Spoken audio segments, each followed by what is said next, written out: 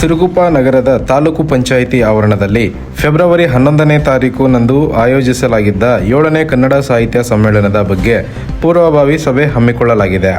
Doctor Madhusudan ಕಾರಿಗ್ನೂರವರ ಅಧ್ಯಕ್ಷತೆಯಲ್ಲಿ ಈ ಒಂದು ಪೂರ್ವಭಾವಿ ಸಭೆಯನ್ನು ಆಯೋಜನೆ ಮಾಡಲಾಗಿದೆ.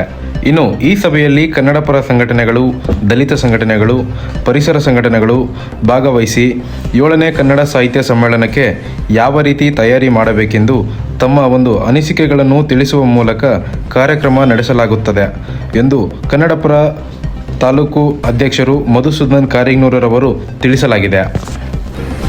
ಒಂದಿಷ್ಟು ತಯಾರಿಗಳನ್ನು ಮಾಡ್ಕೊತಾ ಇದ್ದೀವಿ. ಅದರ ಅಂಗವಾಗಿ ನಿಮ್ಮೆಲ್ಲರ ಬೆಂಬಲ, ಸಹಕಾರ ಮತ್ತು ಸಲಹೆ ಸೂಚನೆಗಳಿಗೆ ಅನುಗುಣವಾಗಿ ಈ ಒಂದು ಪೂರ್ವಭಾವಿ ಸಭೆಯನ್ನು ನಾವು ಕರೆದಿದ್ದೀವಿ.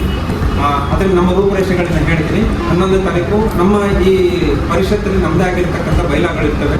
ಅದರ ಅಡಿಯಲ್ಲಿ ನಾವು ಕೆಲಸ ಮಾಡ್ಕೊಂಡು ಹೋಗ್ತೀವಿ. ಅದರ ಅಡಿಯಲ್ಲಿ ನಾವು ಒಬ್ಬನ ಸಮ್ಮೇಳನ ಅಧ್ಯಕ್ಷರುಗಳನ್ನು ಹೇಳಿ ಆ ಸಮ್ಮೇಳನಕ್ಕೆ ನಾವು ನಿರ್ಧಾರ ಮಾಡ್ತೀವಿ. ನಾವೆಲ್ಲರೂ ಕೂತ್ಕೊಂಡು ಚರ್ಚೆ ಮಾಡಿದ ನಂತರ ನಮ್ಮ ಸಿರುಗುಪ್ಪದ ಹಿರಿಯರಾಗಿರ್ತಕ್ಕಂಥ ಕನ್ನಡ ಪರವಾಗಿ ಒಂದಷ್ಟು ಕೆಲಸ ಮಾಡಿರ್ತಕ್ಕಂಥ ತಂಡಗಳು ಕಟ್ಟಿಕೊಂಡು ಇಡೀ ತಾಲೂಕಾದ್ಯಂತ ಒಂದು 20-30 ವರ್ಷಗಳು ಕನ್ನಡ ಪರವಾಗಿ ಕೆಲಸ ಮಾಡಿರ್ತಕ್ಕಂಥ ನಿಮ್ಮೆಲ್ಲರೂ ಪ್ರತಿನಿಧಿಯಾಗಿ ಆಯ್ಕೆ ಮಾಡಿದ್ದೀರ ಸರ್. ಪ್ರತಿಯೊಬ್ಬ ಅವ್ರು ನೋಡಿಲ್ಲ ಸರ್. ನೀವು ಸ್ವಲ್ಪ ಎಲ್ಲರೂ ಸ್ವಲ್ಪ ವಿಶ್ವಾಸಕ್ಕೆ ತಗೊಂಡು ಸ್ವಲ್ಪ ಮಾಡಿದರೆ ಚೆನ್ನಾಗಿತ್ತು. ಈ ಹಿಂದೆ ಎಲ್ಲ ಹಲವಾರು ಹೋರಾಟಗಳು ಮಾಡಿದಿರೋರು ಭಾಳ ಜನ ಇದ್ದಾರೆ ಸರ್.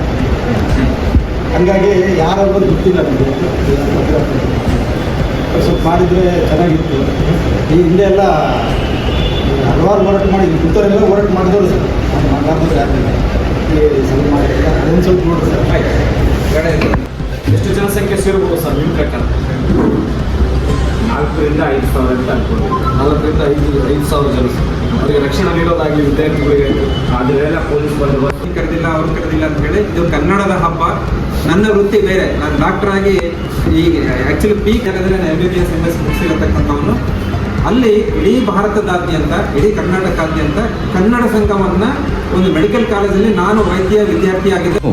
ಕನ್ನಡ ಸಾಹಿತ್ಯ ಸಮ್ಮೇಳನ ತಾಲೂಕಿನ ಪ್ರತಿ ಹಳ್ಳಿಗಳಲ್ಲೂ ಕನ್ನಡದ ಹಬ್ಬ ರೀತಿ ಮಾಡಬೇಕು ಹಾಗೂ ತಾಲೂಕಿನ ಗಡಿಭಾಗದಲ್ಲಿರುವ ಪ್ರತಿಯೊಂದು ಕನ್ನಡ ಶಾಲೆಯಲ್ಲಿ ಕಡ್ಡಾಯವಾಗಿ ಆಚರಣೆ ಮಾಡುವುದಲ್ಲದೆ ಕಾರ್ಯಕ್ರಮದಲ್ಲಿ ಪಾಲ್ಗೊಂಡು ಯಶಸ್ವಿಗೊಳಿಸಬೇಕೆಂದು ತಿಳಿಸಿದರು.